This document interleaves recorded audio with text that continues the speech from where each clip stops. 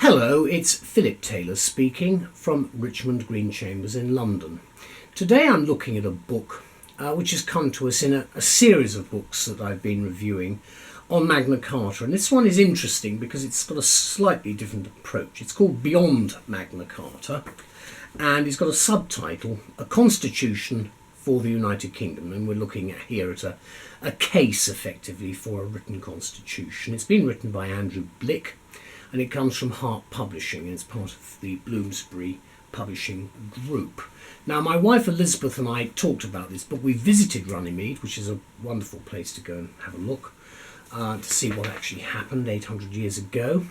And we've given it a title for our review of Are We Really Beyond Magna Carta? Considering the case for a written UK constitution. Now, we're not coming down either way on this at all, but it's interesting to see that this subject has come up again after many years back now. Lord Scarman and others who've raised issues concerning a written constitution and why we don't have one in the United Kingdom at the moment. I don't think we're going to in the future personally, but however, there's the book. It's a hardback, and you can see a very nice picture of Runnymede at the front. There's the spine and then a couple of quotes at the back. Inside you've got a point about the 800th anniversary of Magna Carta and what it means and what Dr. Blick is putting forward, and he explains that he's a lecturer at King's College London. Now, the book itself is not a big book. It runs to just under 300 pages, around about 300 pages. Good index at the back if you're looking for anything. Very useful, I think, for people doing constitutional law. You do have just standard text all the way through with detailed footnotes, which are very helpful.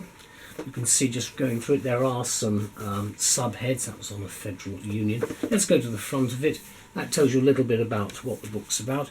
Not actually about Magna Carta, it's more about the UK Constitution, which is why I think anyone doing certainly the core subjects of constitutional law will find it useful. There's a nice dedication from the author, which I mentioned there, and then there are acknowledgements about who he has to thank. Then we get into the book itself. There's quite a detailed content section there, which you can see. He talks about the written constitution tradition, a system in turmoil, and a constitution for the UK at the end. And then there's a vow, the vow, about what future historians might do. And lots of justifications for many things. The constitution's under Cromwell, you see, so a lot of history in it.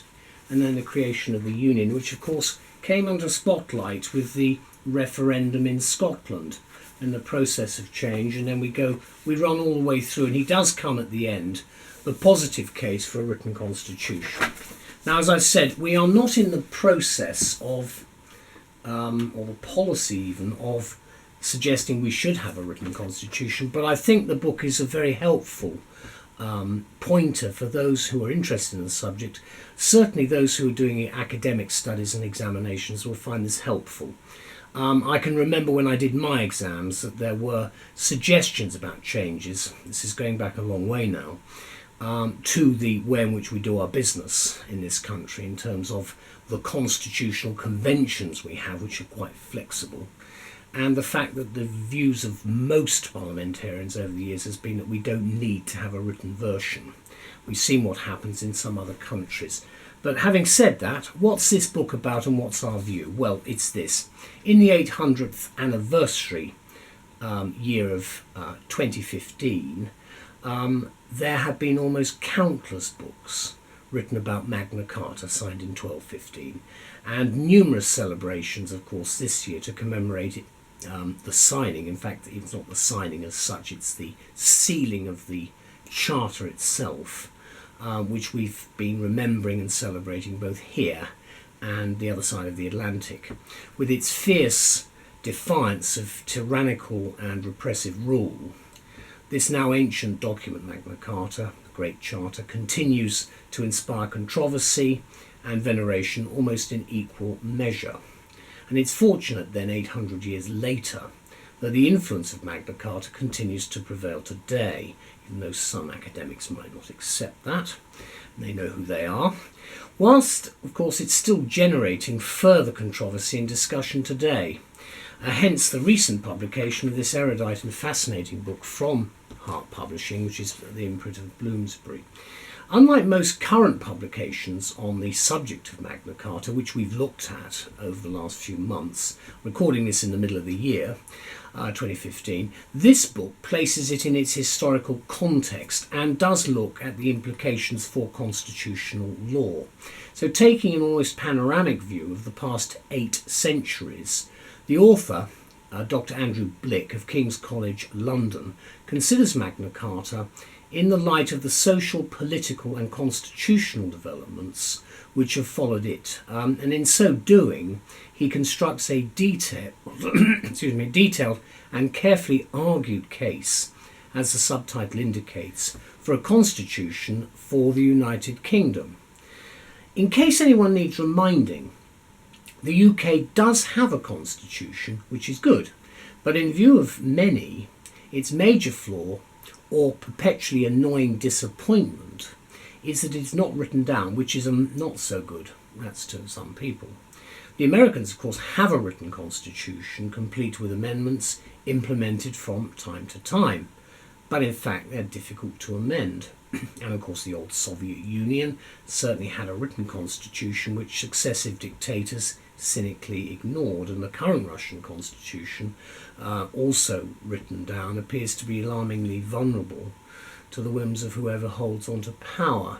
And it's interesting there to compare what Yeltsin did with what Putin is now trying to do, and you can see there internationally a possible difficulty or a precedent that's been set. So as I've indicated, this is interesting from a legal perspective and also historic and political one, of course, too. In the United Kingdom, an unwritten constitution has been traditionally regarded as more flexible, pragmatic and ultimately fairer, for the very reason that it isn't written down. Instruments known as conventions do exist, however, which function as mechanisms for change, as social laws change, and that must be right. It's the same with case law, the same with statutes. Conventions of a constitution, which are not binding, of course, in that sense, offer a level of flexibility which the US Constitution doesn't apparently have. Nonetheless, Blick's arguments in favour of a written constitution are persuasive, we think. In parts 1 and 2 of the book, the reader's taken on a fascinating journey through English and subsequently UK history, focusing on those documents, yes, many of them were written, which have shaped or influenced UK constitutional development. And in part 3, he puts forward both the positive and negative case for creating a written constitution, and furthermore tackles the practicalities of its actual presentation, including writing style and preamble. And that's quite useful if any government of the day chooses to pick up on it. Whether they do or not is another matter.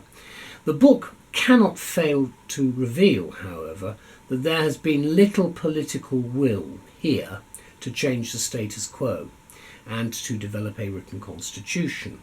Otherwise, somewhere, sometime in the last 800 years, or notably recently, particularly under Gordon Brown, we would somehow have acquired one.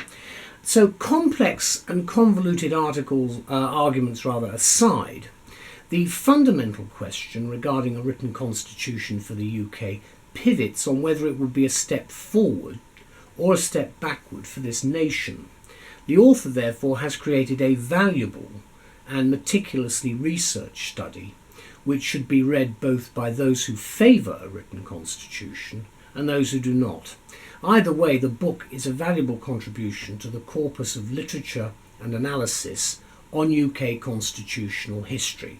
So it's of relevance to lawyers, historians, politicians and so forth. And the publication date is cited, of course, at 2015, 800 years after the original sealing. There's a nice picture of Runnymede again. Spine and the back, a few little quotes, just opening it in the middle.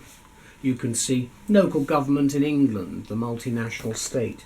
They've done a huge amount of work as Dr. Blick, and I think we must congratulate him for the huge amount of effort he's put in. There is actually a conclusion right at the end, which is always worth having a look at. Obviously, he's coming to it from a slightly different point of view, but I do think it's a very valuable commentary on where we are at the moment, creating a constitution there. He does go through it in some detail. In the index you will find some of the previous commentators about why we should have a written constitution are referred to. But I think this is a very contemporary and very useful reminder of where we are today in 2015. So can I thank all the people involved, Dr. Blick, Hart and Bloomsbury, for producing what is an excellent work. It's certainly given rise to some thought about where we are today. So thank you to all. Bye-bye.